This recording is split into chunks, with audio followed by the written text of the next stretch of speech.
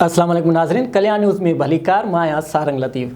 ख़बरुनि जी शुरुआत कयूं था हिन ख़बर सां। मटियारी ज़िले में अवाम जी आगाही लाइ तहरीक हलाई वेंदी। अटो लटो ऐं अझो अवाम जी पहुच खां परे थी वियो आहे। अवाम दोस्त लीडरशिप जी चूंड करणी पवंदी। ग्रैंड डेमोक्रेटिक अलायंस जे अॻुवाणनि सैयद इमदाद शाह जामोट ऐं सैयद हसन मुर्तज़ा शाह जामोट मटियारी में साफ़ी बिरादरी पारां ॾिनल आजियाण में मीडिया सां ॻाल्हाईंदे चयो त मटियारी ज़िले में कई अवामी मसइला आहिनि। DHQ अस्पताल जो कमु अध में आहे। हाई स्कूल 2 सालनि खां तामीरात जे मरहले में आहे। गैस लोड शेडिंग जो मसइलो आहे। रोड रस्ता तबाह आहिनि। इन लाइ अवाम खे हाणे सुजाग थियणो पवंदो। GDA फ़ैसिलो कयो आहे त ज़िले सतह ते हिकु ऑल पार्टीज़ कॉन्फ्रेंस घुराए अवाम खे सुजाग करण लाइ मटियारी सुजाग तहरीक हलाई वेंदी। सैयद हसन मुर्तज़ा शाह जामोट चयो त ईंदड़ बलदियाती इलेक्शन में ज़िले में पीपल्स पार्टी खे टफ टाइम ॾींदासीं। कई जॻहनि ते असांजा मज़बूत उमेदवार बीठल आहिनि जेके पीपल्स पार्टी खे आसानी सां खटण न ॾींदा। हिन चयो त बरसातुनि वारे मुश्किल सूरत हाल में जॾहिं छंडण इलाइक़े खे ॿोड़ण लाइ तयारु हुई उन वक़्तु केरु अवाम सां गॾु हो।